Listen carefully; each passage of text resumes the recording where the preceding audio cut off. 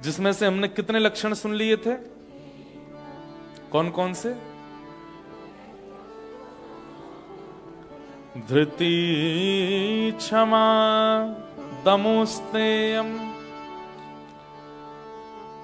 अस्तेयम, शौच, इंद्रिय निग्रह, धी विद्या, सत्यम, क्रोध, दशकम धर्म लक्षणम। और हमने यहां पर एक बात कही थी कि जिनको हरिप्रिय बनना है, ठाकुर जी का प्रिय बनना है, ये 10 लक्षण आपके अंदर आने चाहिए। और हमारा ऐसा मानना है कि प्रथम लक्षण बहुत बहुमूल्य, बहुत जरूरी है। कौन सा? धैर्य। वो आ गया ना तो बाकी के धीरे धीरे आपके अंदर आने लग जाएंगे। लेकिन प्रथम नहीं आया और आपको लगता है कि आपके अंदर दूसरा है, आपके अंदर तीसरा है, आपके अंदर 5वां है, तो शायद आपको लगता है कि वो आपके अंदर है, पर वो है नहीं। तो कल हम लोगों ने 3 लक्षणों के बारे में चर्चा की, धृति, धैर्य, क्षमा, और तीसरा था दम। दम यानी कि इंद्रियों की इच्छाओं को रोकना। अब चौथा लक्षण आता है अस्तेयम। कौन सा? अस्तेयम का मतलब होगा चोरी ना करना। आप कहोगे ये तो ऐसी बड़ी बात बोल रहे हो महाराज जी, हम तो चोरी थोड़ी करते हैं। आपको क्या लगता है धन की चोरी ही चोरी होती है? आपको क्या लगता है केवल किसी की वस्तु चुराना ही चोरी थोड़ी होती है? किस किस को चोरी कहते हैं? जैसे क्रेडिट्स लेना, यह भी एक चोरी है। किया किसी ने पर मेरा नाम आ जाए, ये एक चोरी है। और जैसे चोरों को दंड मिलता है ना नरक में, ऐसी इस प्रकार की क्रेडिट्स चुराने वालों को भी चोरी मिलती है। और अगर आप इस बात को सुन करके किसी का ध्यान करो, हन्ना कैनबरा में एक है, सब हम करते हैं, लेकिन वो आगे आकर के अपना फोटो खिंचवा लेता है। आपने बहुत लोगों को सोच लिया होगा, लेकिन सब देखो तो चोर जगत में, हम सब चोर हैं। कैसे चोर हैं? आप ऑस्ट्रेलिया आ गए, यहां पे घर बनाया, व्यापार सेटल कर दिया, बच्चों को सेट कर दिया। कल को किसी ने कहा, बोले भैया तुमने बहुत व्यवस्थित कर लिया सब कुछ, सब ठीक है, भगवान की कृपा है। कहते तो हैं पर मन से मानते नहीं है इस बात को। अगर आप मानते हैं कि ठाकुर जी की कृपा है तो आप गिनाओगे नहीं। बुरा नहीं मानिएगा, आप में से कई लोग बताने लग जाते हैं, हम जब आए थे ना यहां पर तो हमारे पास इतनी व्यवस्था नहीं थी, ये नहीं था महाराज जी, मैं तो फुटपाथ पर सोया था, मैं तो केवल जो है यहाँ वेजिटेरियन के ऑप्शन नहीं थे, हम जैम बटर लगा लगा के खाते थे ब्रेडों पे, और ऐसे करते थे, ऐसे करते थे, ऐसा कर करके मैंने यहाँ पर बसा, अब जाकर के ये सब बन गया महाराज जी। मैंने कहा आपने, नहीं सब है कृपा ठाकुर जी की। तो फिर आपने इतना गिनाया क्यों? हम सब चोर हैं, कृपा सब ठाकुर जी करते हैं। आप मैं व्यवस्थित होकर के यहां कैनबरा में कथा सुन रहे हैं, कराने वाले आयोजक सोच सकते हैं मैंने वेन्यू बुक किया था, मैंने इतने डॉलर दिए थे। मैं ये सोच सकता हूं कि मैं भारत से चल करके आया था, किसी से भी 1 रुपया नहीं लिया, अपने खर्चे कर करके भी मैंने कथाएं सुनाई हैं। ये आपका और मेरा अभिमान, और ये आपका मेरा अपने लिए क्रेडिट लेना, ये चोरी है। ठाकुर जी कह रहे हैं मेरी इच्छा ही नहीं हुई होती तो तुम कर पाते? ये सब नहीं कर सकते। हम सब चोर हैं संसार में। इसलिए अस्तेयम पर मैंने बहुत चिंतन किया इस विषय पर। मैंने कहा चौथा लक्षण जो है, हम चोरी तो करते नहीं है, तो फिर इसका विस्तार समझाऊं कैसे मैं सबको? तब मन में गिरधर लाल जी ने ये भावना प्रकट की। किसने कहा तुम चोरी नहीं करते? करने वाले सब ठाकुर जी हैं, सब उन्हीं की इच्छा से होता है, पर हम अपने क्रेडिट्स ले लेते हैं कि हमने ऐसा किया, हमने ये किया, हमने वो किया। ये चोरी है। दूसरी चोरी सुनिएगा। कई बार ऐसा होता है, आप किसी से कुछ सीखते हैं और सीखने के बाद जब आप अपनी लाइफ में इंप्लीमेंट करते हैं और आपसे कोई और इंप्रेस्ड हो जाता है, तो आप उसको भूल जाते हैं जिसने आपको सिखाया था, जिसने आपको बताया था। उसका मेंशन कहीं भी नहीं होता। यह भी एक चोरी है। सामान्यतः आप किसी के घर गए, उसके घर पे कुछ अच्छा देख करके आए, उस घर की वाइब्रेशन आप फील करके आए और आपने मन में सोचा मेरे घर की भी ऐसी ही हो, और फिर वहां आप परख करके आए, लाइटिंग ऐसी थी, सोफाज ऐसे थे, खुशबू ऐसी थी, आदि आदि ऐसा था। अब आपने आकर के अपने घर को व्यवस्थित किया। जैसे आपके घर कोई और आया, उसने अरे वाह आपका घर तो, मेरी बचपन से ही फीलिंग्स थी ऐसी। ये चोरी है, नहीं थी आपकी फीलिंग, आप कहीं से सीख के आए हो। और चित है जिसमें पहले दूसरे तीसरे लक्षण नहीं है, उसमें ये चौथा नहीं आएगा, वो अपना ही क्रेडिट लेगा, नहीं नहीं मैंने ही किया है सब। क्या हम तो इतने घरों में जाते हैं ना, तो मैं पहले ही परख लेता हूं, आपका घर बहुत अच्छा है महाराज जी, पूरा इंटीरियर मैंने ही किया, मैं समझ जाता हूं नहीं कर सकता बेटा, कहीं से तो देख करके आया था, लेकिन मेंशन कहीं भी नहीं है। ये मेरा तरीका है, बड़े घरों में जब जाते हैं हम तो ऐसे ही परखता हूं मैं। लेकिन कई लोग होते हैं वो मेंशन कर, महाराज जी मैं आपको बताऊं सत्य बात, एक बार मैं वहां गया था, वहां एक का घर मैंने देखा और उसका घर देख करके मुझे अच्छा लगा, वहीं से ये भाव मेरे मन में आया और मैंने कहा ये अच्छा है। निश्चित ही इसमें प्रथम दूसरा तीसरा लक्षण होगा, तभी ये चौथा लक्षण, ये चोरी नहीं कर रहा। कई लोग हैं, अब जैसे हम तो हिंदी में प्रवचन करते हैं, वो हमारी ही बात सुन सुन करके अंग्रेजी में रील बना बना के डाल रहे हैं। That was my thought process. Whole night I was just thinking about it, and I thought that I should make some video and just tell you that what was my thought process. अब जब बात सुनने में मैंने कि ले बेटा मेरी बात ही सुन के गया, बोल दी वहां जाके। तो ऐसे कई लोग होते हैं, ये सब चोरी कहलाती है, जहां पर आप अपने किए का क्रेडिट ले लेते हैं, ये मैंने किया। अच्छा मान लीजिए कोई आपका ही इन्वेंशन है, कोई आपका ही निर्माण है, चाहे वो थॉट हो, चाहे वो क्रिया हो, चाहे वो कुछ भी हो, तब भी आप ये नहीं कह सकते कि आपका है। वो थॉट प्रकट करने वाले भी तो श्री कृष्ण हैं, वो विचार प्रकट करने वाले, आपको पॉजिटिव ऑरा देने वाले, आपको इतना विचारशील बनाने वाले, उसके लिए भी श्री कृष्ण हैं। इसलिए बोलते तो बहुत हैं कि उनकी कृपा, लेकिन मानिए भी कि हां उन्होंने ही करवाया है। ओ पालन हारे निर्गुण और न्यारे, तुमरे बिन हमरा कौन नहीं। क्योंकि आपकी ही कृपा से विचार आते हैं, आपकी कृपा से ही कर्म होता है, आपकी कृपा से ही मैं देख पाता हूं, आपकी कृपा से ही मैं बोल पाता हूं, आपकी कृपा से ही मैं ये क्रिया कर पा रहा हूं। आप ही करते हैं हमरी उलझन। अच्छा कभी कभी ठाकुर जी पता क्या करते हैं, अच्छा सब तेने किया, चल ठीक है अब करके दिखा। फिर वही पूरी दुनिया को मोटिवेट करने वाला जब खुद उलझ जाता है, तब ठाकुर जी से कहता है हमरी उलझन सुलझाओ मोहन।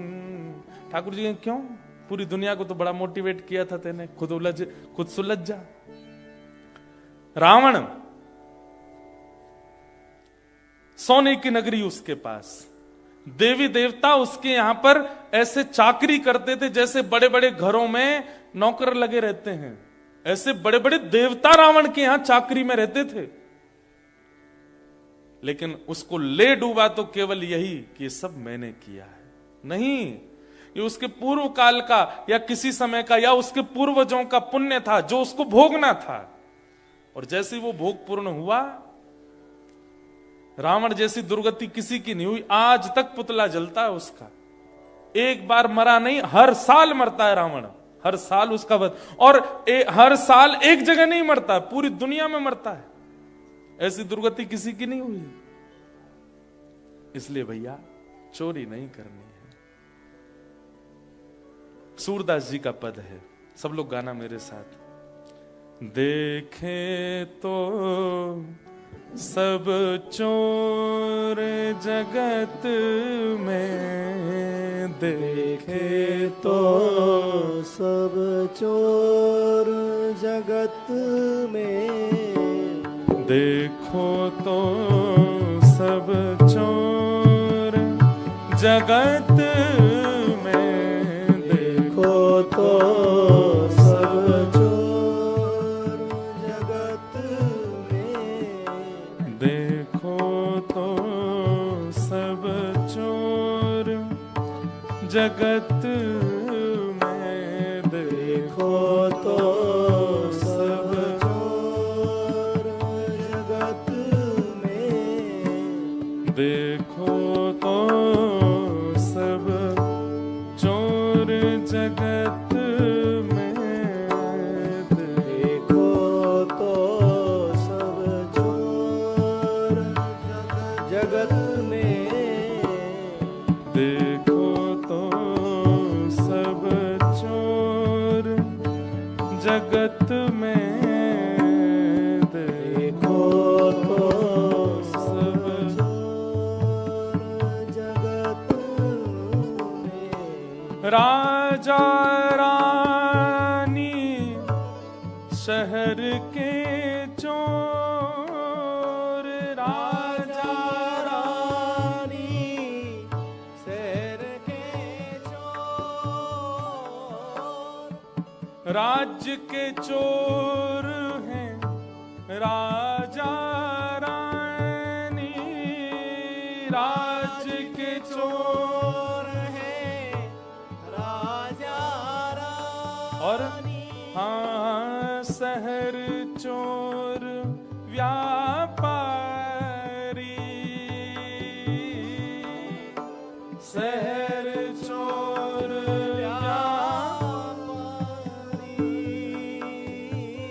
राज्य के चोर कौन है? राजा रानी। क्यों? पूरे राज्य को चलाने के नाम पर कर लेते हैं सबसे टैक्स, लेकिन बड़े बड़े पैलेसेस में रहते हैं, बड़ी बड़ी सुख सुविधाओं में रहते हैं, बड़ी बड़ी गाड़ियों में चलते हैं, हर प्रकार की सुख सुविधा किस नाम पर रहती है? भाई ये राजा हैं, इनको कोई दिक्कत नहीं होनी चाहिए, इनको कुछ हो गया तो राज्य कौन चलाएगा? लेकिन जितनी होनी चाहिए उससे अधिक व्यवस्थाओं में रहते हैं। किससे लेते हैं वो व्यवस्थाओं का कर? राज्य के लोगों से ही तो लेते हैं। इसलिए राज्य के चोर हैं राजा रानी, शहर चोर व्यापारी। व्यापारी जन बुरा नहीं मानना, सबका नाम है इसमें, सबकी बारी आएगी, सुनिएगा। शहर चोर व्यापारी मतलब अब टूरिस्ट जगह होती है तो वहां पर व्यापारियों का एक ही दिमाग चलता रहता है, ऐसा क्या टांगे हम बाहर कि आने जाने वाले लोग आकर्षित हों और खरीदें, या फिर ऐसा खिलौना बाहर रख देंगे कि बड़े नहीं होंगे तो बच्चे तो रोएंगे और रो रो करके माता ये चाहिए मुझे तो लेके चलो। और जब जैसे ही बच्चा रोना शुरू करता है माता पिता को पकड़े व्यापारी बड़ा खुश, हम आजा वो और दो चार दिखा देता है तो बच्चा और मचल जाता है। माता पिता कहते हैं बस भैया इससे ज्यादा मत दिखाना, बहुत जिद करेगा नहीं तो। व्यापारी और बढ़िया बढ़िया, ये तो बच्चों के लिए। अब माताएं जाती हैं कुछ खरीदने के लिए तो व्यापारी जन सुंदर सुंदर जो पहनने वाली वस्त्र होती हैं उनको कैसे सजा के रखते हैं, किस लिए? ताकि आपके मन का चोर उसके प्रति आकर्षित हो और उनको कुछ मिले। सब ऐसे ही चलता है। ये पद क्यों गाया गया पता है? सूरदास जी ने क्रोध में इस पद को गाया। बोले क्यों? बोले दुनिया में एक ही चोर प्रसिद्ध है। बोले कौन? बोले माखन चोर। सबने हमारे ठाकुर जी को चोर कह दिया, अपने ऊपर देखा कभी कि तुम भी तो चोर हो? इसलिए क्रोध में सूरदास जी ने ये पद लिखा।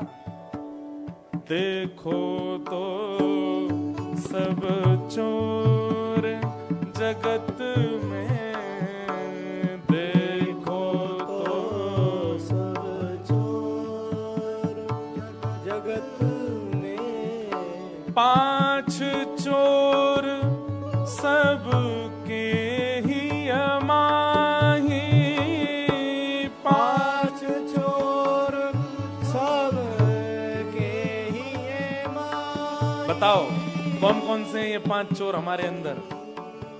रूप, रस, स्पर्श, गंध और शब्द। ये पांच चोर हमारे अंदर हैं। पहला रूप, देखने के लिए। दूसरा रस, खाने के लिए। तीसरा स्पर्श, रूप, रस, स्पर्श, गंध, सूंघने के लिए। रूप, रस, स्पर्श, गंध और शब्द सुनने के लिए। ये 5 चोर सबके चित्त में है। ऐसा हो ही नहीं सकता कि किसी के अंदर ये 5 चोर एक्टिव ना हो। जिसके ये 5 चोर डीएक्टिव हो जाते हैं वही तो योगी कहलाता है, वही तो साधक कहलाता है। हम सब साधक नहीं है, योगी नहीं है।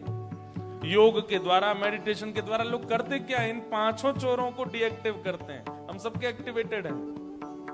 5 चोर सब के ही अमाही, 5 चोर सब के ही माही। कौन पुरुष कौन नारी, कौन पुरुष कौन नारी। जगत में देखो तो सब चोर, जगत में देखो तो सब चोर। और अंत में सूरदास जी कहते हैं जगत में सब चोर हैं, लेकिन चोर घोषित किसको कर दिया? ठाकुर जी।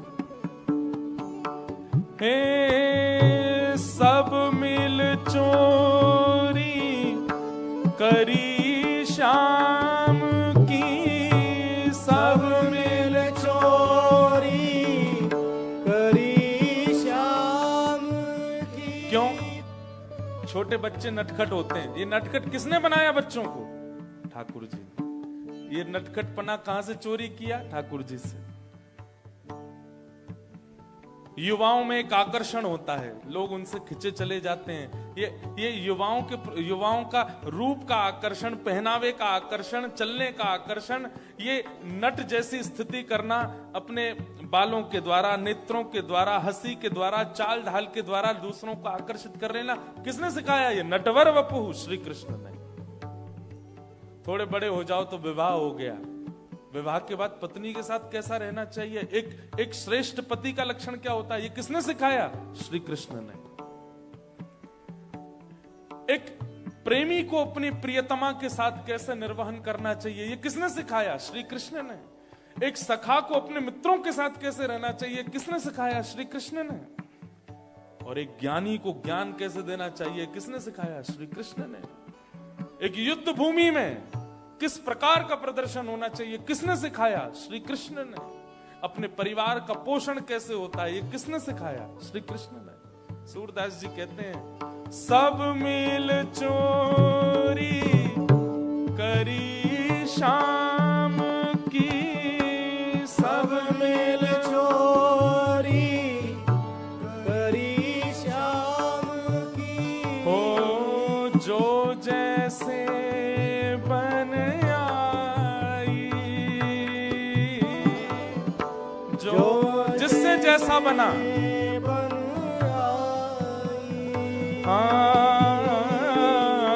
सूरदास सठ कहाँ लगी वरणों, सूरदास सठ कहाँ लगे वरणों। पर माखन चोर कन्हाई,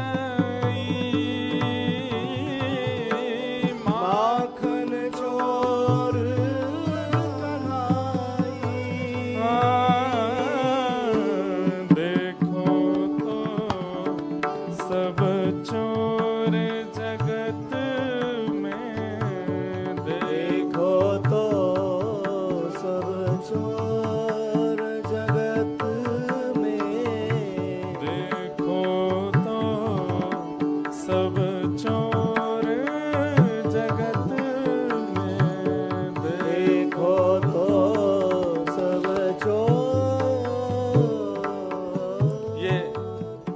जी ने क्रोध में लिखा।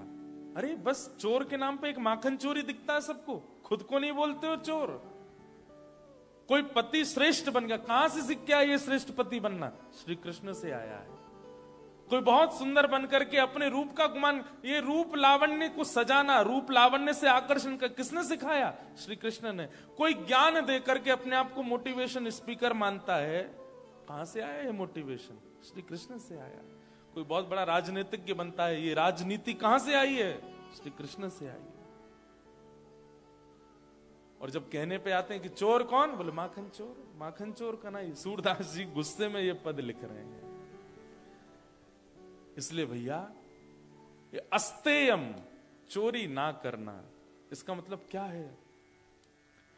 आपको एक बहुत बड़ा इस सूत्र है, अगर सदैव आगे बढ़ते रहना है, सदैव एक श्रेष्ठ व्यक्ति के रूप में स्थिति को बनाए रखना है, तो कभी भी क्रेडिट अपना मत लीजिए। आप कुछ नहीं कर सकते। हमेशा ये सोचते ही रहिए, मैं तो लायक ही नहीं था, मैं योग्य ही नहीं था, मुझसे हो ही नहीं सकता था, पता नहीं कैसे हो रहा है। ये भाव सदा चित्त में रखो। धृति, क्षमा, दम, अस्तेयम, ये चौथा लक्षण है। समझ आ गया? अब पांचवा लक्षण, शौच। शौच यानी कि पवित्रता। ये पांचवा लक्षण है। अब यहां पर भी पवित्रता का अर्थ स्नान करना नहीं होता, अच्छे कपड़े पहनना नहीं होता, साफ सुथरा रहना नहीं होता। अगर पवित्र रहना, साफ सुथरा रहना ही श्रेष्ठ होता तो आपके ऑस्ट्रेलिया में बहुत साफ सफाई रहती है, बहुत क्लीन रहता है आपका ऑस्ट्रेलिया। यहाँ के लोग बागों को भी देखो तो देखने में ऐसे लगते हैं, आहा बिल्कुल गोरे चिट्टे, बढ़िया लगते हैं, कोट वोट पहन के, ब्लेजर पहन के, लंबे चौड़े जूत वूत पहन के, वो क्या पहनते हैं, हाँ वो बूट पहन के। लेकिन पूछो नहाए कब थे? एक बार एक टकराया था मुझसे, था वो हिंदुस्तानी, एक लड़की थी, उसको ऐसी बात हो रही थी तो मैंने पूछा अच्छा काम पे कितने बजे जाती हो? बोले मैं सुबह 7 बजे तो निकल जाती हूँ महाराज जी। मैंने कहा अच्छा, आती कितने बजे? मैं शाम 5 बजे आती हूँ। मैंने कहा अच्छा, फिर क्या? मैंने फिर घर के काम वाम, दोस्तों से मिलना या ये सब रहता है, और रात को मैं 10 बजे सो जाती हूँ। मैंने सुबह तो फिर बहुत जल्दी उठना। नहीं मैं 6:30 बजे उठती हूँ। मैंने कहा 6:30 बजे उठ के आप 7 बजे काम पे चली जाती हो? बोले हाँ। मैंने कहा नहाना धोना ये सब? बोले वो तो मैं रात को नहा के सोती हूँ। एक रात का नहाया 2 दिन तो चले ही जाता है।